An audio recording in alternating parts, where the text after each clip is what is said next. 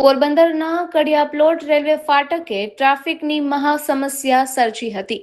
અડધો કલાક ફાટક બંધ રહેતા વાહનોની લાંબી કતારો લાગી હતી અને 1 કલાકની બાદ ટ્રાફિક ક્લિયર થયો હતો. વારંવાર આવી ઘટનાઓને પગલે વાહન ચાલકોમાં ભારે રોષ જોવા મળે છે.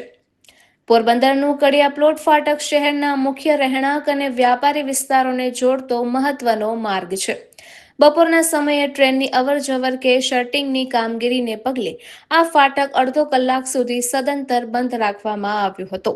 પરિણામે ફાટકની બંને બાજુએ two wheeler, four wheeler, school van, રિક્ષાઓ અને માલવાહક વાહનોની 200 થી 300 મીટર લાંબી કતારો ખડકાઈ ગઈ હતી.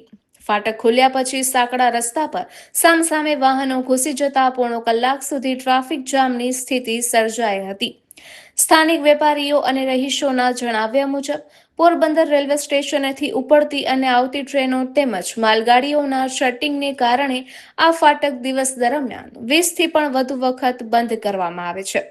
દર વખતે 15થી 20 મિનિટ સુધી ફાટક બંધ રહેતું હોવાથી નોકરી ધંધે જતા લોકો, સ્કૂલે જતા વિદ્યાર્થીઓ અને સામાન્ય નાગરિકોના રોજિંદા કામકાજ ખોરવાઈ જાય છે. દિવસ દરમિયાન 20થી 25 વખત શન્ટિંગ વખતે રેલવે ફાટક બંધ રહેતા હોય છે. દરેક રેલવે ફાટક પર આશરે 400થી 700 લોકો મળી દિવસ દરમિયાન હજારો માણસોને ટ્રાફિક જામને કારણે 10થી 15 મિનિટ અતિશય યાતનાઓ ભોગવવી પડે છે.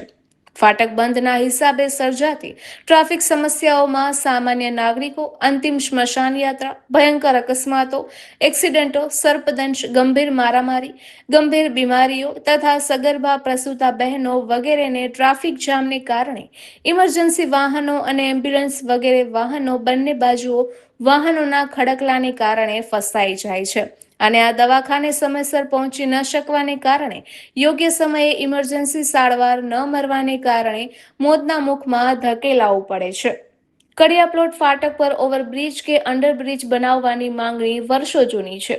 રેલવે પ્રશાસન અને સ્થાનિક વહીવટી તંત્ર દ્વારા વખતોવખત સ્થળ મુલાકાત અને સર્વેની કામગીરી કરવામાં આવી હોવાના દાવા થાય છે.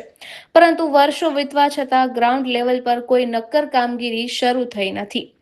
તંત્રની ધીમી નીતિ અને ઉદાસીનતા સામે સ્થાનિકોમાં ઉગ્ર આક્રોશ જોવા મળી રહ્યો. નિપુલ પોપટ, પોરબંદર ટાઈમ્સ.